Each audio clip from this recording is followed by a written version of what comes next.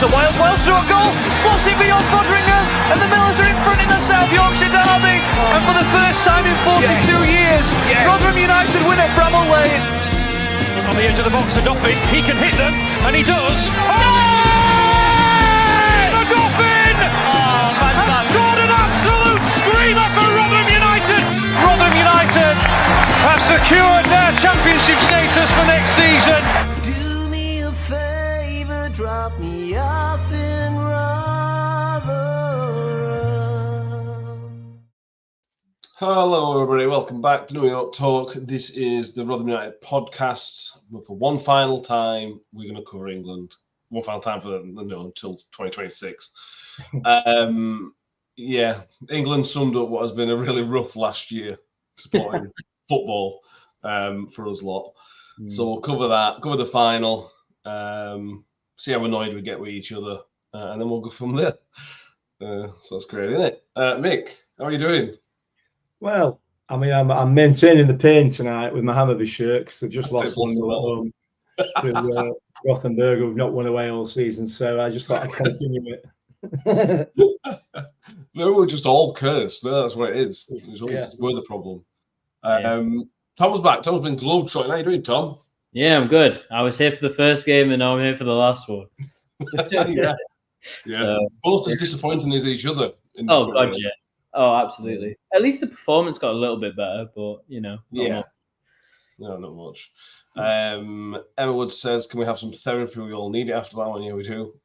Sarah Ogden says, evening all, not sure it's ever coming home. Steve Grundy, Kenneth Bobs, Richie says the same thing. Evening all, is it ever coming home? And Paula Rose is consoling herself with Aldi knockoff Magnum ice cream. It's not a bad idea, to be honest with you. Mick. We weren't even close. Like against Italy, I think we were quite close. We obviously were close. We were ahead in the game, penalties, whatever else.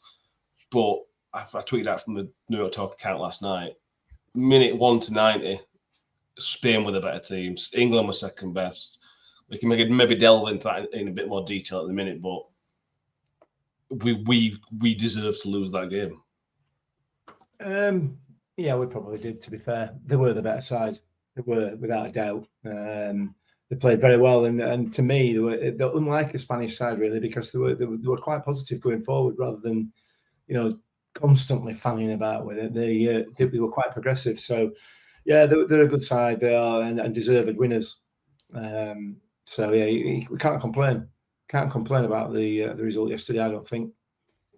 No. To do, but... Yeah, well, we are going to probably.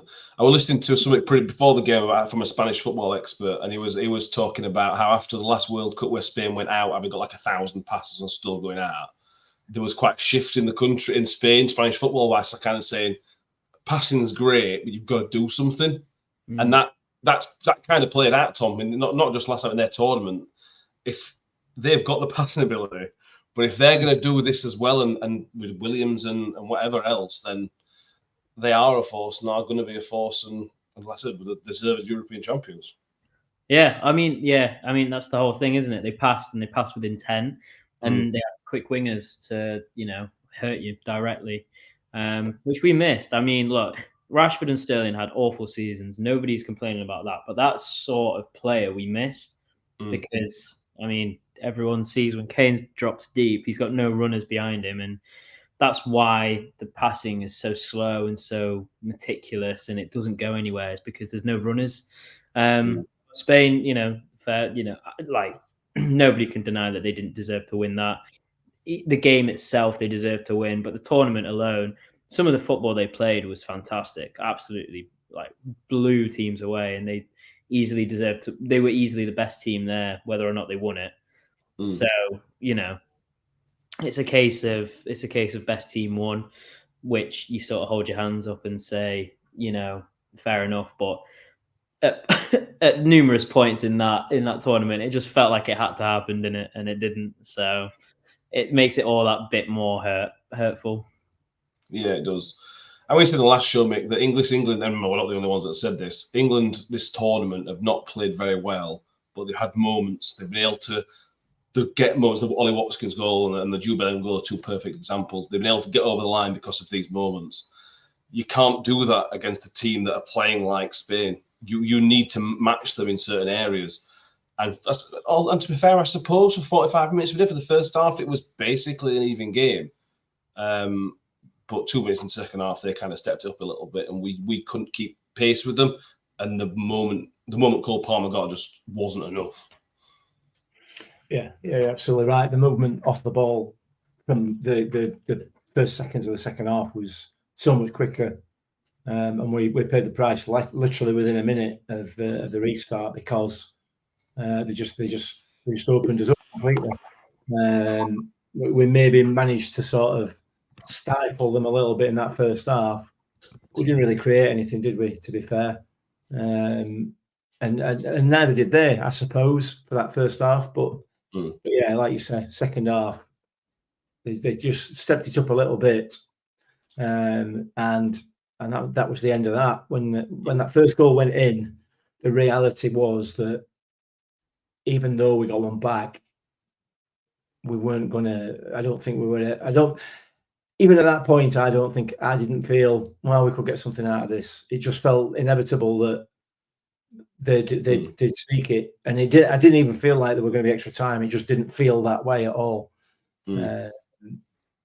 So, and we can argue all day, all night, and well into next week about why that happened.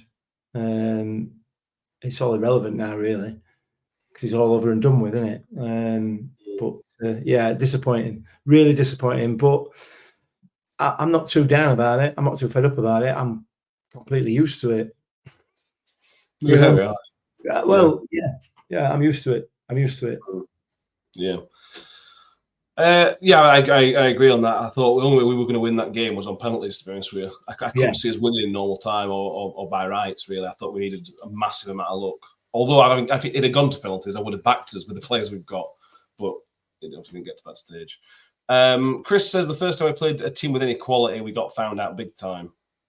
I mean, for me, that's harsh, because England are at a level where Holland are a decent team. Holland have quality, but we were better than them. Yeah. So what are we saying in terms of quality here? We're saying just, the top 3 teams in the world are the only quality teams. Or we're saying that Holland can't qualify as a quality team? Because I like Holland. Spain were better than us for a number of reasons. You're going to get beat by the better team more often than not. Yeah, I don't agree with Chris with that. I'll be honest. I don't think we got found out big time. We got beat 2-1. We didn't get beat 5-0. We set out to play a specific style, and that style is not to tippy tappy it about, and that's not the way that we played. I think we approached that game in the knowledge that they were the better football inside. Yeah, maybe they don't have the quality players, as many quality players as we've got, but as a team and the style of football that they play it to a very, very high standard. They know what they are, don't they? That's maybe they know exactly what they are. Absolutely, they've got an identity, and I don't think we have. I don't think we have. We tried to negate them, and we managed that for good parts of the game. Well, arguably for other than two moments of the game, and the second goal, 2 inches further on, and he's offside, and then none of us be moaning about toenails being offside, would we? But the bottom line is we set out with the sort of mindset of spoiling the game, really spoiling the way that they play, and hoping to get them and hit them on the break, which didn't happen for a number of reasons. One of which I don't think we've got the players on the pitch, or we don't got the players on the pitch that facilitated that, shall we say. We'll come on to a few performances, I think, in a bit, but I don't think we were beaten big time, but we were beaten. And we were beaten by the better side. I don't know. Yeah, no. There was many things to be disappointed with, Tom, but one of the things that struck me probably within 5 to 10 minutes was that we looked nervous. And that was a real surprise to me. There were passes going left, right and centre. Pickford's kicking was a little bit off, and this, that and the other. That's the thing that disappointed me a little bit. How we had a bit more composure to start with. That might have put them under a bit of pressure and seen what they've got a little bit. But we just seemed out of it a little bit, and that was a real surprise for me. Yeah. I think the main thing was it preys on your mind the last tournament, and of course it's going to be an issue if you get into it and you're not, nothing, you don't want it, history to repeat itself. It was almost the exact same 11, bar, a few players here and there. So it's always going to weigh on your mind, and I think it weighed too much. But I think they were nervous the entire tournament. And that's, to do with the media, it's to do with social media, it's to do with how they were actually playing. There was little to no confidence in their own ability and own style of play, that it just seemed like they didn't know what they were doing and where they were going. And it was a tough watch all tournament, but especially in that final, yeah, you're right. This whole tournament had been about trying to keep possession and play around teams and all this, that, and the other. And it got to a point where I think Spain had 70% possession within the first 30, 40 minutes, and it's not England's game, and they looked like they didn't know what to do when they did have the ball. So yeah, and I think inevitably that's what caused the first goal was. They came out at halftime right at us. We didn't know what to do really, and England always play better when they're a goal down, weirdly enough. And when the first goal went in, you always expected them to equalise, but personnel was a big issue as well. I think you've got great play. I think every single one of the players you started is a fantastic player, but to play how we wanted to play, it didn't fit the system. There was no pace, there was no directness. Players like Watkins and Gordon are the only players with any pace in that whole 26-man squad, which when you look at Yamal and Williams, it's scary to think about how different the game is now and how much you just need direct players. And we seem to have gone away from that in the Premier League, but tournament football is different. Also, am I frozen for you? You are frozen, yeah. Yeah, okay. Have you thought of packing your job in and becoming a ventriloquist, mate? You're really good at it. That's great. Cool. Okay, yeah, you're gone. Do you want to leave and come back? I'll leave and come back. Yeah. Sushi says, same as Mick, only used to it. He's used to it. It was only 4 when we won the World Cup. Harry agrees with Chris that it's not just the game, it's happened the entire time under Southgate. We'll talk about Southgate in a minute. Kenneth Fobb says, a little annoying because if you match the players up, we would come out on top. And I think that's true, but it's that identity thing. Spain have got that identity. England don't have an identity. And to be fair, when have England ever had an identity at international level? It's always been a cobbling together of individuals. England have never, and that's what Southgate's tried to bring in. He hasn't really been able to. In terms of, we've got an identity off the pitch, I think, in terms of togetherness. But in terms of football identity, I think that's just something that we as a country have always struggled with. Well, it is, and they have got a togetherness. You're absolutely right, as a squad. However, outside of that squad, everybody else appears.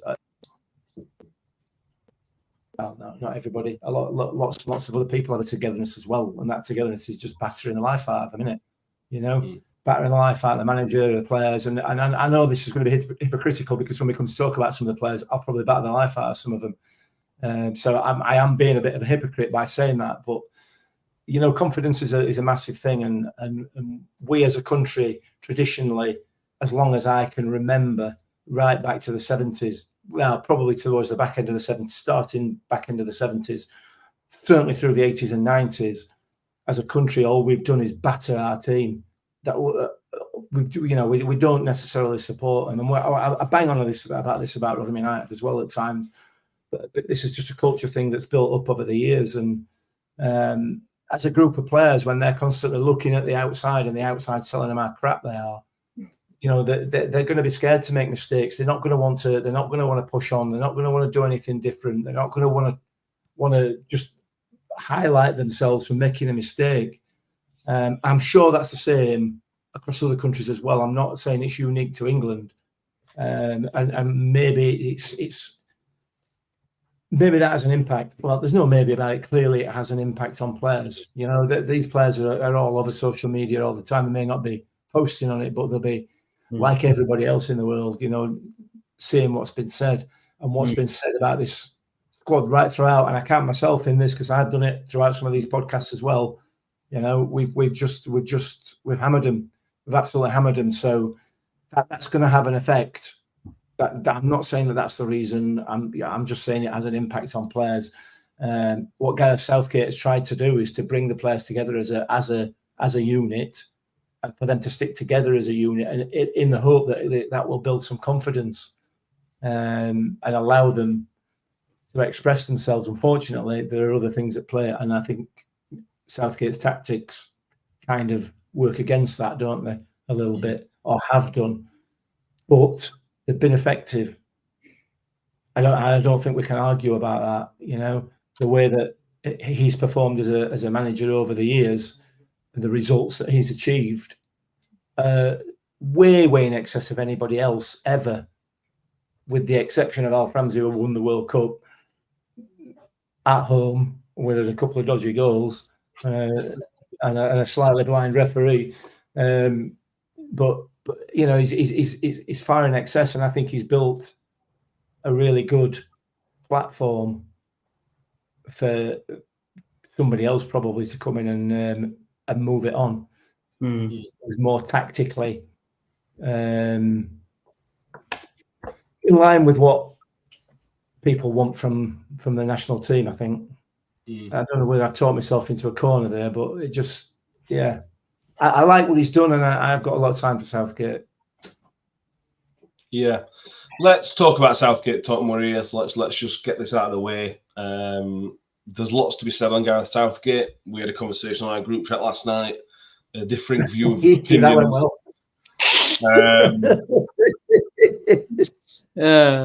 So, because you were quiet on this topic, Tom, talk to me about how you view Gareth Southgate. This sounds like it's the end. It might not be, but it sounds like it could be the end for Gareth Southgate.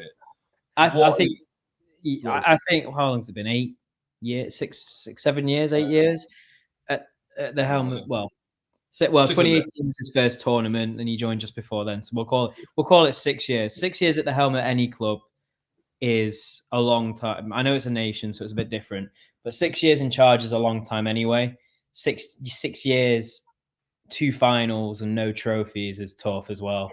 Not saying if we had anyone else in, it would have been any different, because who knows, right? But what you do know is that mentally for him, and for most of those players, they are scarred. I mean, you said it, they played nervously.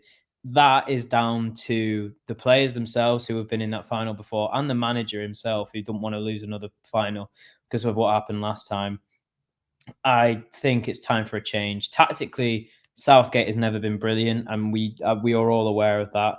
I think the one master stroke he's done is gone to a 3-back, and that's about it. So he's not a master tactician. No, and I think he'll admit that he's not.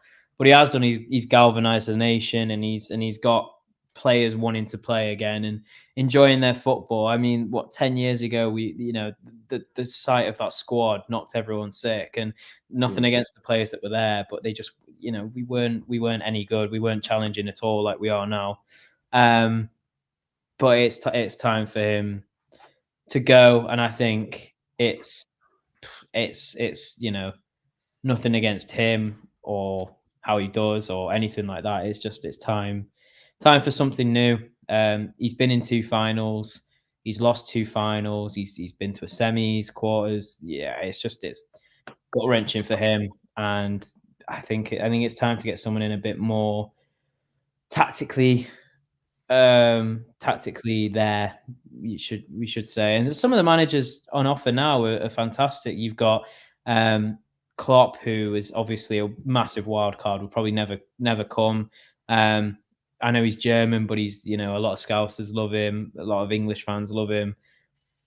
Graham Potter is obviously a fantastic manager who, with the backing of, the players, is a great tactician.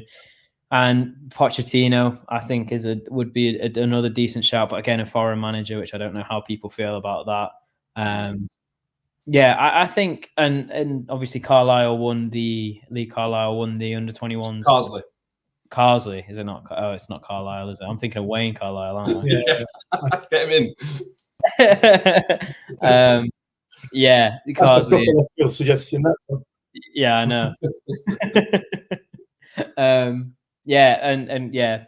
So any one of them 4 managers would be, I wouldn't say an upgrade, but a different type. And I think now you've got to give it a go. I think you get to a point where you stagnate and you stall, and if you're not moving forward, you're moving backwards. We've seen it with Rotherham so many times, and other clubs across the entire country and across Europe as well. If you're not moving forward, you're moving backwards. So unless it's personnel change within the team, which you don't have much say in that, then it's going to be personnel with the manager. And I think it's probably both in all retrospect.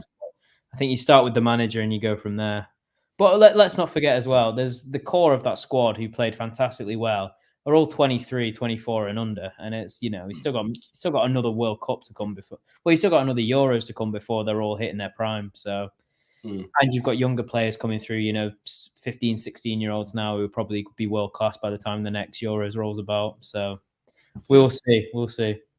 Yeah, it's an exciting time for the country, for the players, but that's because of Gareth Southgate. You look where we were when he came in. You can go back to the Iceland tournament game in 2016. You go back to 2014 World Cup. We didn't make it out of group stages. We go 2012 when we're never going to beat that Italian team in a million years. And 2010 were a disaster as well.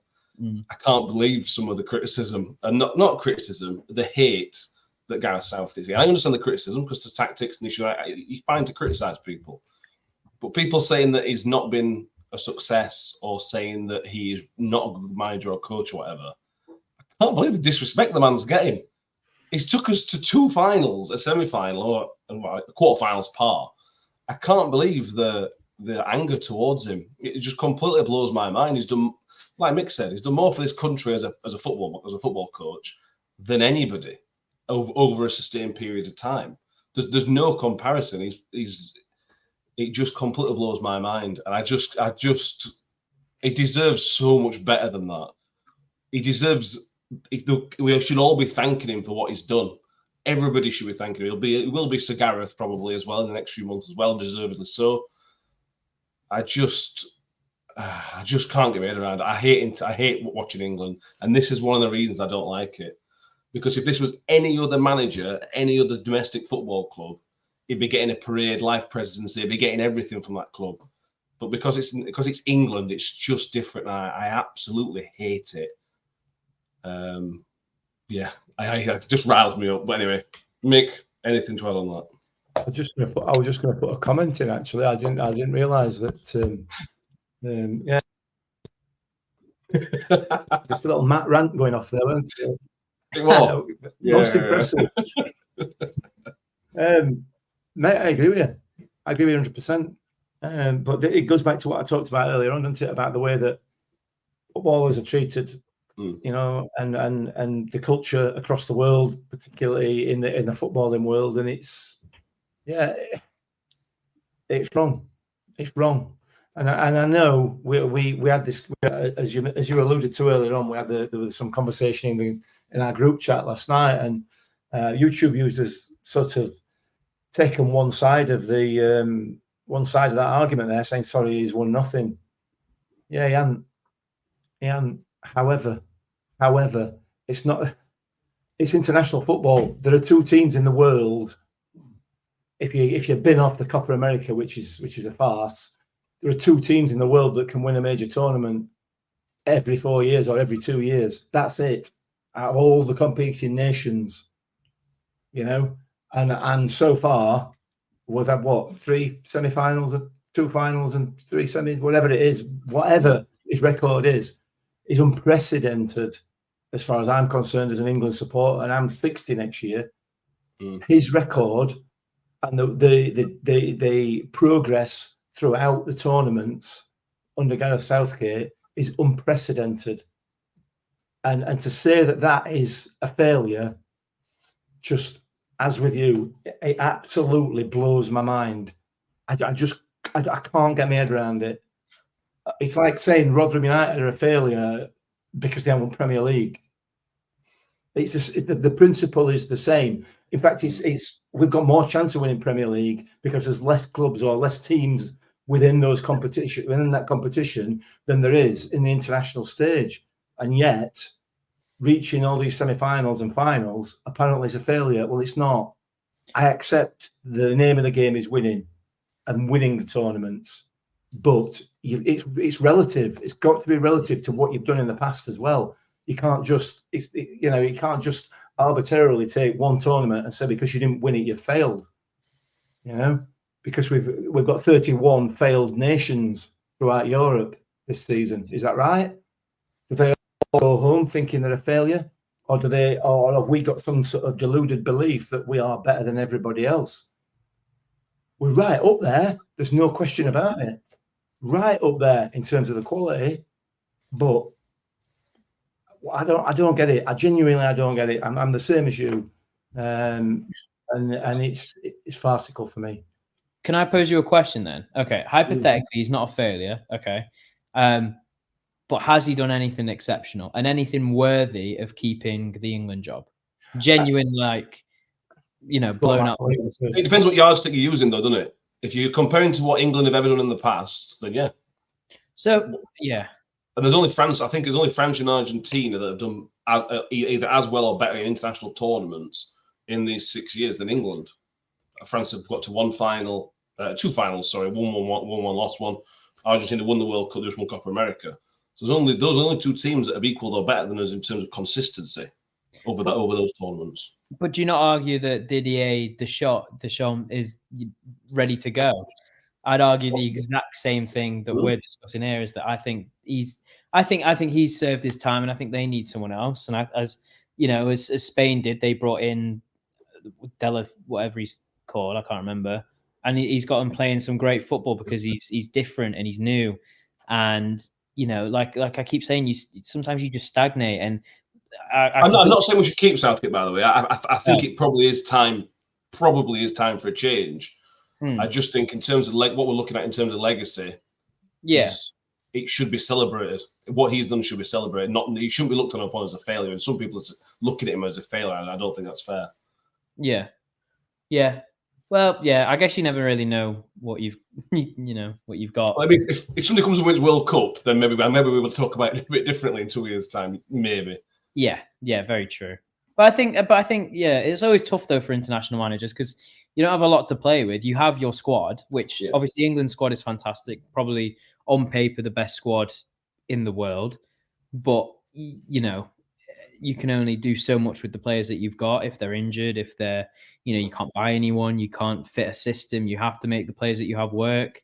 It's tough for an international, and you only get them once every 6 months or whatever it is, and once every 2 years, and they change every time, and it's tough. It's probably more tough to be a national manager than it is to be a club manager in terms of actual tactics and stuff. But I look at Southgate, and he's done things that no other England manager has done, and that's great. But the players that he had, and what how close we got, and he's not done anything for me exceptional. I think he's done what's expected. I think the final, when we got to his first World Cups, when we got to the semis, I don't think we were winning that final. That France team was incredible. I think we would have gotten to the final. We should have got to the final then against Croatia. Yeah. That was probably a downfall. Then we had the Euros where we lost to Italy. You could argue that was maybe his fault. He sat us back really early as soon as we got that first goal. The World Cup, we lost to France. Harry Kane missed a penalty. It happens. And then you get to another final, and we were the worst, Spain were the better side. It's not like he's doing, he's not blowing anyone out the water. Sometimes it's down to him, sometimes it's down to players, and that always happens. But I can't see anyone in his corner anymore. And it's time for a change. I think it's context though, because if you're right in saying what you're saying, this is what England should have been doing for the last 30 years, but he's the only one that's actually gone and done it. So it isn't. We don't think it's exceptional because our players are brilliant players.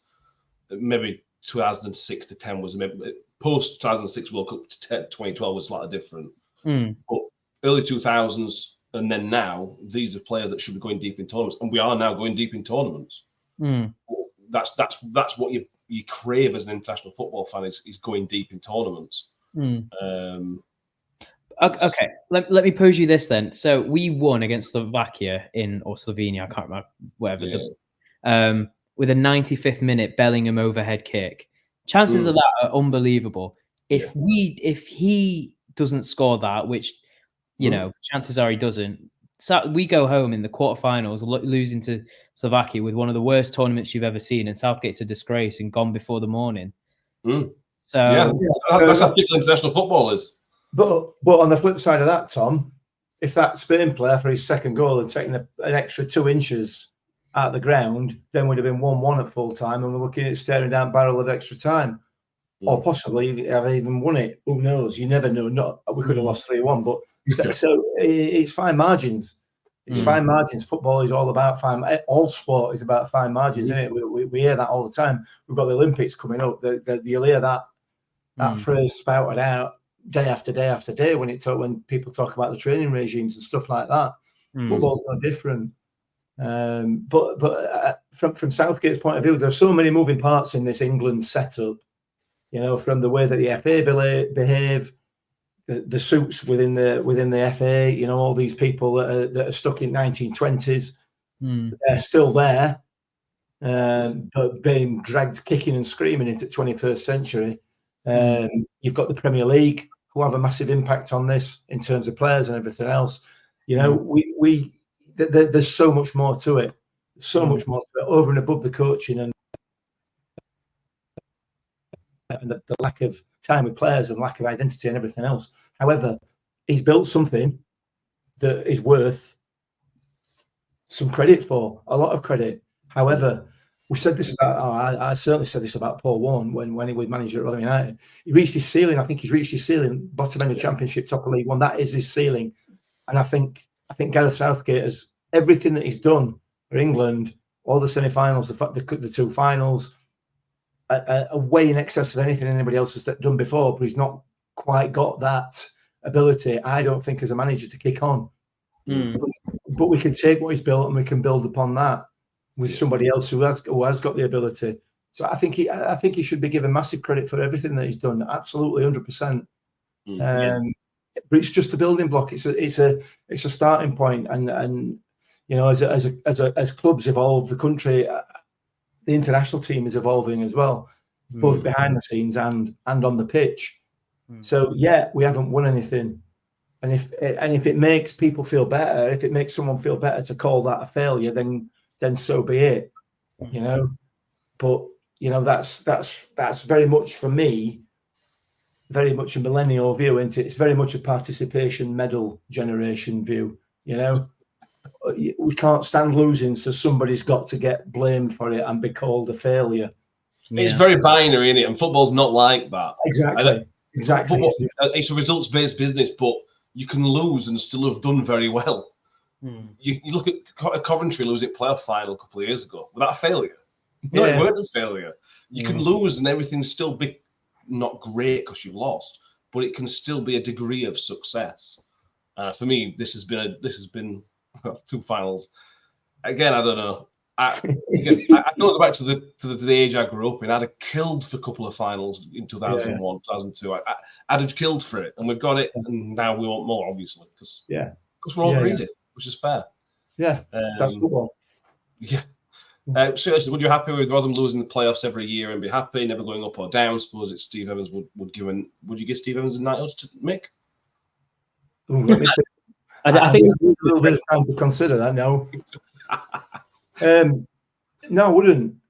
But that's exactly the point I've just made there. Managers reach.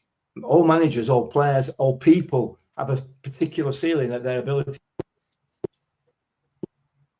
A particular role, whether it be a manager, whether it be a footballer, whether it be a brickie, whatever it is, everybody's got a ceiling. You get to a certain level, and getting past that is difficult now and impossible. I think Southgate's reached that level, And if we were losing year on year, coming second and losing year on year, then with the same manager, then you've got to at some point say, well, maybe he's taken us as far as he can. He's built something that's capable of achieving this level. So let's bring somebody else in who's capable of achieving above it. or kicking on with what we've got.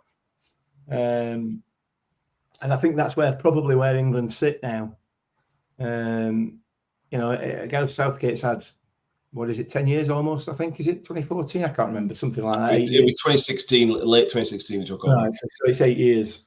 And he's taken us, as we've talked about, to all these sort of final stages of competitions and not actually got us over the line. So let's move on. Let's kick on. Let's build on what he's created and create something that is capable of kicking on.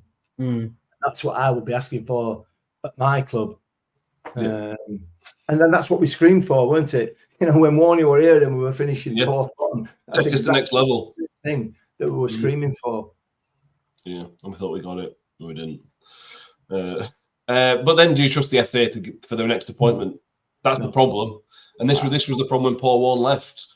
Can we get the next appointment right? And we stayed up. So, but in the long term, we didn't get the next appointment right.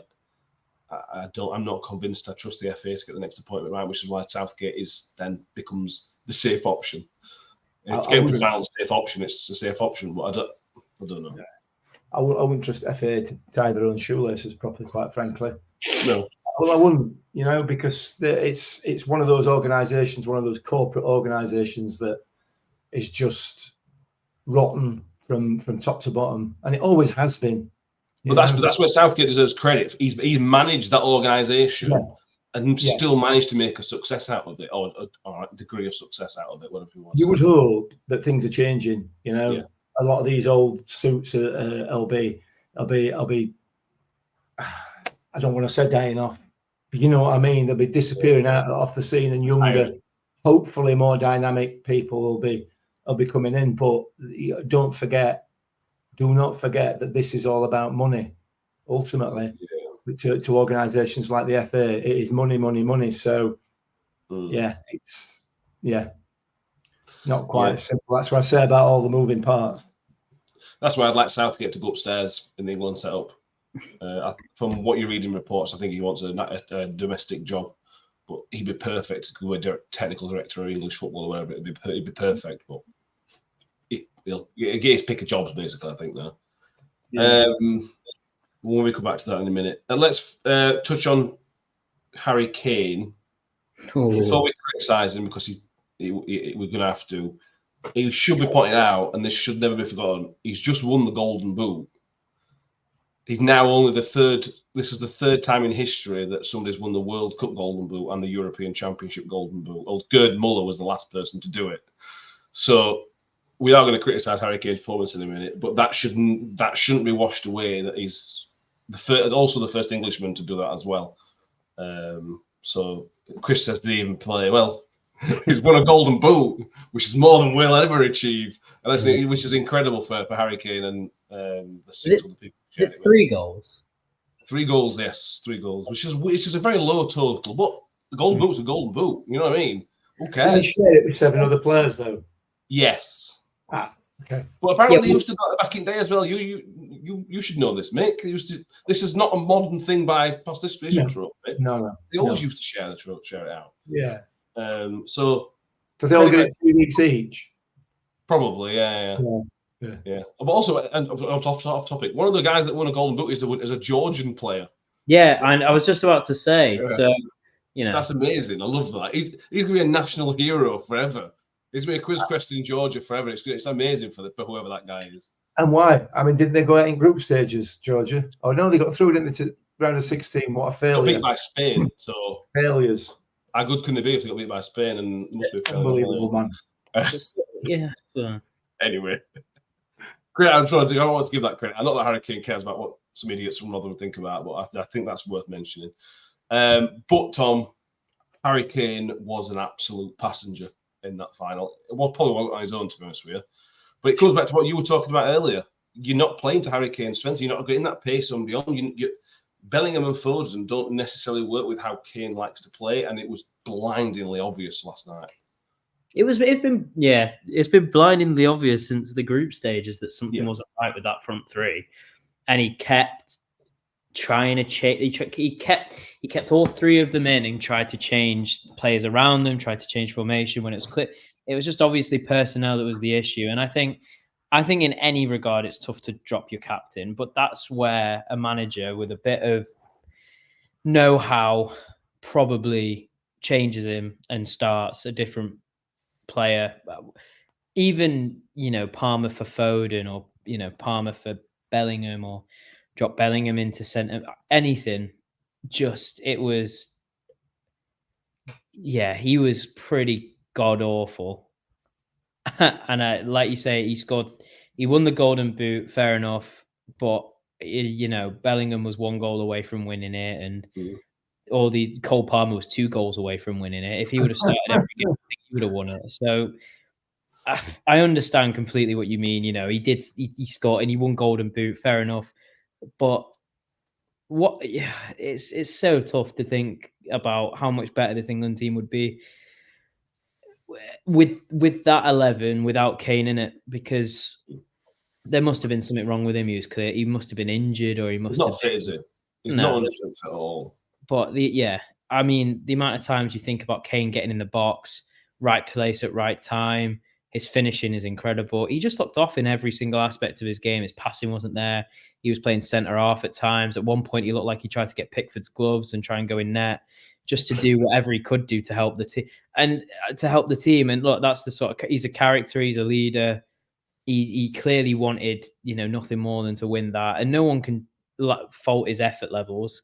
He's just clearly not fit, or he's just not got the pace, or he just didn't have what England needed. And it was, you either sub him on with 20 minutes to go when he's a bit fresher and hope for the best, or you just don't, you take him off at half time or something or other. But the bit that got me was the Switzerland game, where all you could think about was he's leaving him on for penalties. He has to leave him on for penalties.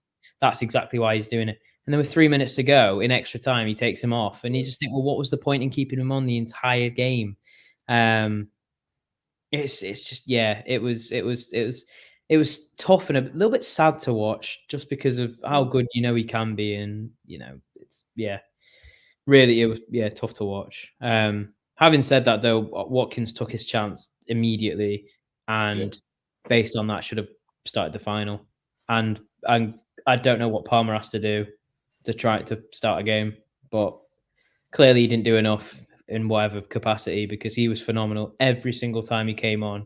He just plays like he's, he plays like he's playing at Power League. It's ridiculous. Yeah, he does. He just five-a-side with his mates, because even if he doesn't do anything, when he gets the ball, 2 players go to him. It was so obvious that They're worried about him instantly, aren't they? Instantly. Yeah, absolutely. They looked worried when he came on. Foden never did that, and I don't give a crap. Bellingham never did that either. He was so average in every game, Bellingham, which apparently he might have been injured as well, or it didn't suit him, or whatever. But the 3 players that really stood out were Gueye, Watkins, and Palmer. And when they weren't playing, you really noticed it. So if 3 lads from Rotherham from a Rotherham podcast can see that, then I don't know what Southgate's watching. Yeah. I suppose play devil's advocate here, Mick, is that every game in the knockout round is essentially a final. And if we take Manchester City and say Erling Haaland's only 70% fit, 60% fit, but it's a final, are you going to start Erling Haaland or Kevin De Bruyne, which they have done in the past? You're always going to start your star man, because he's got that X factor, he's got that star quality that he does have, but he might not be able to fulfill the fixture. And I guess, and this is only me guessing, I guess that's what Southgate's done. But because they're all finals essentially. If it was a group game and a league game, and if there's 46 games, it's different. But because they're all finals, I think that's why he's ended up playing every single game when he probably shouldn't have done. Would Pep start Erling Haaland if he's injured? Yeah, in a final he would, yeah. In a final he absolutely would. He's done it with De Bruyne in the Champions League last year and got injured. Had to come off. I don't know. I'm not convinced that Kane's injured. I just think I think his time's come. He's been wonderful. He's been amazing for England. He's been fantastic. Only 31, isn't he? Yeah, but he's just not up to it, mate. He's not been up to it. And I said this throughout privately to you and to others when we've watched the the qualification rounds as well for this competition. It's just not right. He's just not up to it. He's great in the box. He's a goal scorer. He spends so little time in the box. I'm amazed he scored so many goals. I can't believe it. It's just ridiculous. I don't know how he's done it. Strike rate of almost close to 100% to scoring when he's in box, because he's never in there. He's got 60-odd goals. And yeah, we can argue it's tactics. We can argue this. We can argue other. Football's such a dynamic game that players on the pitch can see what's happening. And a man of his experience should understand and should know that playing in our half of the centre circle is not where he should be at all. Even at any point during the game, even when we're defending a corner half the time, but maybe that's not the. But certainly in open play, and it's just not worked. And he knows that. He should be able to recognise that no matter what the tactics are. You know, he should be able to recognise, the player of his experience, that when he drops that deep, we've got no outlet. We've got nothing. And he does it time and time and time again. It's I've said it before, and it's a hill I'm willing to die on. As a striker, he is top draw, absolutely top draw. But when it comes to actual game management and game intelligence, I'm not having it. He's not got that the football intelligence to be able to recognise what's happening on the pitch. He just doesn't. He doesn't see what's happening in front of him. You know, he's been told, right, you've got to drop deep. Right, I'll drop deep then, boss. You know? Yeah, but it's not working. Yeah, but I've got to drop deep. Boss told me to drop deep. It essentially is what it feels like. He's got to play his own game. And his own game is in the box on the end of crosses. I think he's done. I genuinely do. You know, he's not done. He's 30 years old. Let's wait and see. In my view, you know, we've seen the end of Ronaldo. Hopefully, this tournament. I mean, he's 39. Yeah, well, hopefully we've seen the end of him. With a bit of luck, we'll see the back of him. I don't think he'll get in America, will he? Well, that's slightly well, whatever. But as long as we don't have to put up with him, that's absolutely fine. We've treated Harry Kane the way that Portugal, to a degree, not as bad, but in a similar sort of way that Portugal have treated Ronaldo, and we've tried to play through him, and he's not there.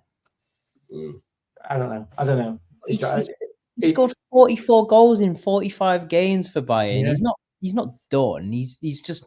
I think he has to be. I think he has to be either injured or unfit. He's had a back problem all season. He's had an ongoing back problem, apparently. So why are we playing him then? Exactly. That's where you go back to Southgate and you say, well, a different manager. He knows that, and so therefore there must be an element of selfishness in that he thinks, well, I'm England captain, I'm going to play. Whether that's not his decision, is it? That's not Harry Kane, it's Southgate. Yeah, well, yeah, whatever it is, you know, if he's injured, he's injured. He should not be playing when there's players who are not injured, who are more capable, who've got more pace, who will be in the box, who will be out on the end of balls. You know, there were a few times last night when the ball went to him, and all he needed was one simple pass, and he's passing well off. You're terrible constantly, and it's just. It's basic stuff for a man of his level and his experience. And I don't think you can put that down to injury personally. But listen, I'll be forever thankful for what he's done for England. But I think there are now players who should be taking up the mantle and use him as an impact sub if you want.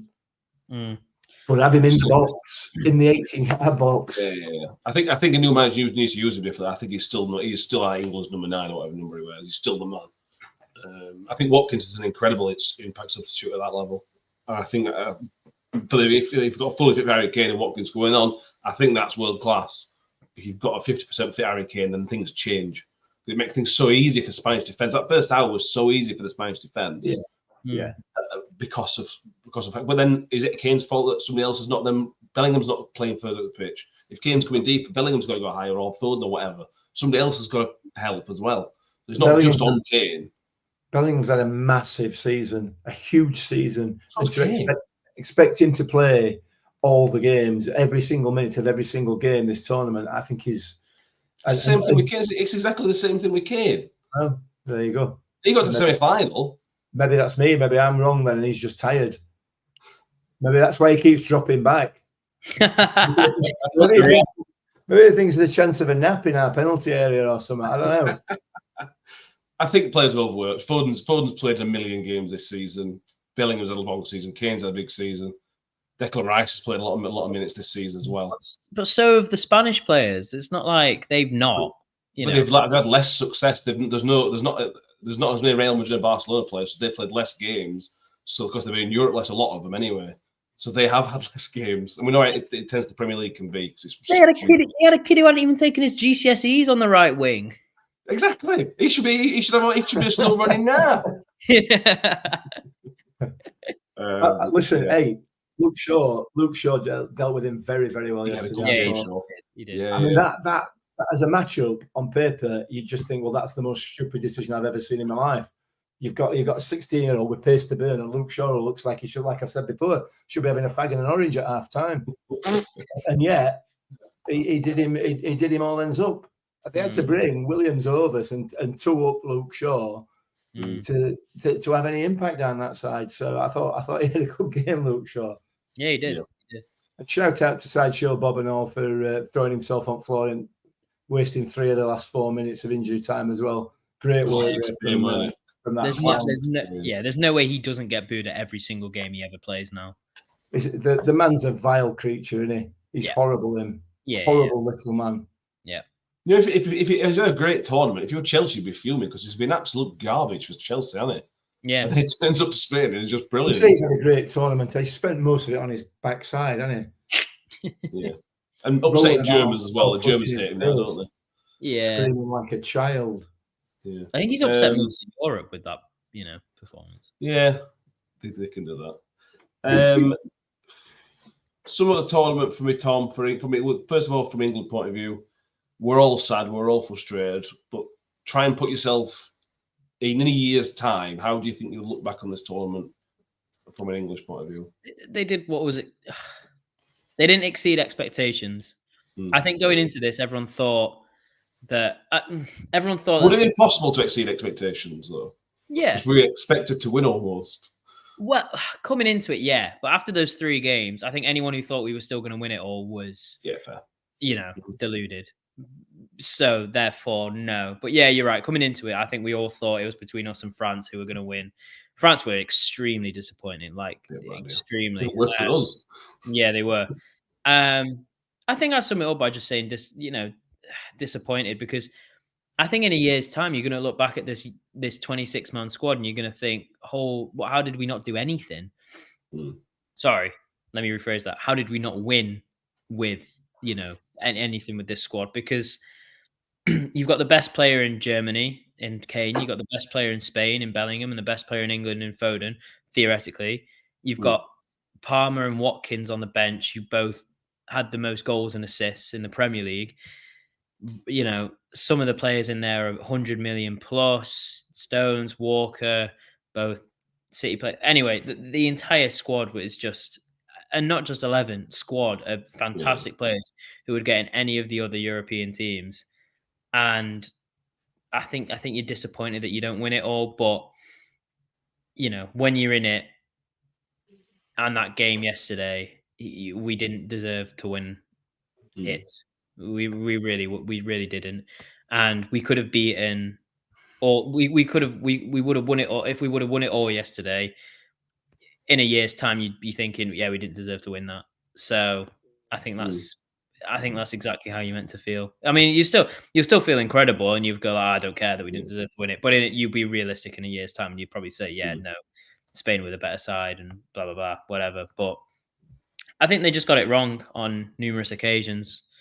They got it right sometimes, but I think they got it wrong more than they did right in terms of personnel, tactics, etc. Yeah. What England did do, Mick, though, and this is something that England very rarely do, they give some incredible moments. As you could think of 3 or 4 just off the top of your head without even trying. The Bellingham overhead kick, the Saka goal, the Saka penalty, the Watkins goal. England rarely give us those moments. Even when we got through in 2021, there was the Germany game. everything else was almost routine. We've had so many special moments, and that's something. Again, what right now is difficult because we've just lost. But again, I think in a year's time we'll look back and go, bloody hell, that Bellingham moment, amazing, and just things like that. And when next tournament comes around, we'll reel all these off, won't we? Again. That's progress. A bit more success here. Though we've got some moments to savour as well, albeit we're still not the one that we actually wanted. I think, to be fair, in a year's time, I won't even remember it happened. That's pretty much what how a lot of football fans feel about internationals. You know, I mean, I had to think. I couldn't remember. Or there are times when I don't remember whether we got to final or semi-final against Italy. Was that a final or a semi-final? Yeah, well, because it's gone. It's out of my mind. You know, we didn't win it. That's that. So in a year's time, it's all gone. But yeah, there have been some great moments. Some great moments. I think I'll remember that Watkins goal for a long time, and not just because of how good it was, but his reaction immediately afterwards made me so happy. Yeah, that was fantastic. Yeah. That's how we'd have all reacted if we did that in that moment. We'd have all done what he did. He was more coolness about like Bellingham tried to do it. We're just mad. Yeah. Well, Bellingham giving it his cojones to this, you know. It was you're right. It was good. And when Palmer scored, those were the best three minutes of my life. So maybe less. But we dreamed again for just a quick moment. Well, I thought, I honestly thought we were going to go on and win it when that went in. Yeah. It looked like it was set to be. It was meant to be at that point, and then until it wasn't. Yeah. Chris Tether, we got lucky. Went other side at draw with rank quarterfinals. Yeah, but we didn't go at other side at draw because we rightly won our group. And that's why it felt like it was meant to be as well, because you saw the other side of the draw. You saw how easy it was for us, all the late moments, best moments. It felt like it was meant to be until it wasn't. Yeah, I agree. The tournament itself, Mick, as a whole, this is well down the list in terms of classic tournaments for me. Yeah. I thought Qatar as a footballing tournament was a proper spectacle. I thought every game, including the final, was well up there. This has just been drab from. There's been like 2 or 3 good games, and that's quite rare for this kind of tournament. I think you're being a bit. There's been 2 or 3 decent games. If there has, maybe I just didn't watch them. I don't know. It's been dreadful. It's been a dreadful tournament, and in terms of quality, it's been awful to watch. Not just England, you know, the vast majority of games have been woeful. Yeah. So it's we won't look back on this and say, "Oh, Euro 24, wow, what a tournament." Like I said, we'll have forgotten about it in a year's time. Yeah. I just draw your attention to comments to this comment from Phil. You know, speaking about forgetting stuff. You know, IFAB's, let's get some more football played. That went out that window at World Cup, didn't it? You know, it did, yeah. The time added on at the end of the matches was criminal, says Phil. And Phil and I don't agree very often. But Phil is absolutely on the money. I think the RUFC posted it out today. In the 4 minutes injury time, the ball was in play for something like 58, 59 seconds, something like that. You know, IFAB, PGMOL, oh, we're going to do this, we're going to do, oh, maybe we're not. Yeah. Usual story, innit? It's usual story. Yeah. Got nothing to do with the results of the game. We're still lost. But if you're going to do it, for God's sake, do it. You know, that worked so well, I thought, in the World Cup. And for the 5 or 6 games when it came into play in the Football League, it worked really, really well. And then it all petered out when we got a bit bored with it. Interesting to see what happens this season. So do they go back to the same way? Do they? I don't know. We'll see. Well, we'll have some new edicts to stand up to for the first 5 or 6 games until we get bored of them as well, won't we? Because I think what did work in this tournament though was only the captain's allowed to call it referee. That did seem to stick. Yeah, it did. And that is fantastic. I mean, Liverpool are going to struggle if that happens next season. But hey, you know, Man United, they're going to struggle as well. Absolutely, 100%. Maybe that could be our first 5 or 6 games of the season. We could do that, and then get bored of that. Maybe we don't want that's that. Well, with Big Steve in charge. Well, you never know. We might have him sat in the back room watching it on telly for a bit on radio. That might help us out. Watching it on radio. Watching it on telly. No, watching it on telly with radio in his hand. All right, fair enough. Anything else Euros that we need to mention? Oh, crap. And we're lost. Yeah. I think that's a story. We've wasted a full hour. We could have just said, tournament were crap. We didn't win. Move on. Player of the tournament? I haven't watched a lot of Spain, but what I've watched Spain, I thought Olmo was very, very good in most games I saw him. Yeah, I was going to say. You mean as the obvious one because he's now 17, but he didn't do anything at the final, did he? He didn't really hurt us at all in the final. No, but you know. I thought Olmo was very. When Rodri came off, I was thinking, bloody hell, Rodri's come off. This is amazing. And it didn't matter. Yeah. At all. Nick, anybody else shown out for you? No. Nobody. I thought Shelley just put their guy here. I thought was excellent for England. Really, really good. This could be a defining moment for Gay. I thought it's with all due respect, there's playing for Crystal Palace and then there's playing for England. And we've seen the players that play for Rotherham and then go on to play for other clubs. This could be a defining moment in his career, which takes him to the next level of a top-end Premier League clubs. Hope so, because he's been quality this tournament. Completely agree. Right, we're going to nut Euros on Ed. God. We're going to come back Thursday this week because there are some Rotherham stuff to pick up. We haven't talked about the departure of Tom Eaves and something else. So I'm sure there was some stuff around what it was. So think between now and Thursday what it was. We're also going to do a special episode next week or two looking at Gosham's greatest players for a project that's happening. But we will talk about that probably the week after. Not this Thursday, probably the Thursday after or maybe Sunday. We'll have a discussion as a family and get back to you, whatever that's going to be over the next couple of weeks. But that's Euros done. From now on, it's just Rotherham. From now on, it's the important stuff. Less than a month to go until Exeter away, until the season gets underway. And I can't wait to win some games finally. Hopefully, touching wood. Yes. Make sure you subscribe, everybody. If you haven't done so already, make sure you subscribe on YouTube, Spotify, iTunes, wherever you were listening or watching to the show. Make sure you've subscribed. I give the show a thumbs up if you're watching. Make sure you like the video as well. If you're not watching live, leave a comment and tell us how rubbish Mick is or clever Mick is, or somebody put in the comments earlier about Tom being head of recruitment for the FA. If you agree with that as well, let Tom know. If you put his CV, but it was a reference when he applied for a job next time. But yeah, like I said, we're back Thursday for Rotherham for proper stuff. Mick, thank you very much for being with us. Yeah, no, I'm all right. I'm just a bit taken aback by your corporate stance there about the New York Talk family. You've gone all corporate there. I don't like it. We're good professionalists, Susan. I don't like it. God. No, we're not. My position as what was my creative position? director? Creative director. We need to think of one for Tom as well, because you're the creative director. I made Danny head of photography for the Victor videos. So Tom needs a role. So we'll think of something, Tom. Head of waffle. Yeah. The waffle maker. Good to have you back, Tom. Thank you very much. Thank you. Not spawning off around the world. It's nice to be back, bringing you along on this podcast. Nice. Yeah, it's good to be back. And also Thursday, the new intro will be here. The new intro. This is your final outro of the Matt Taylor reign on there.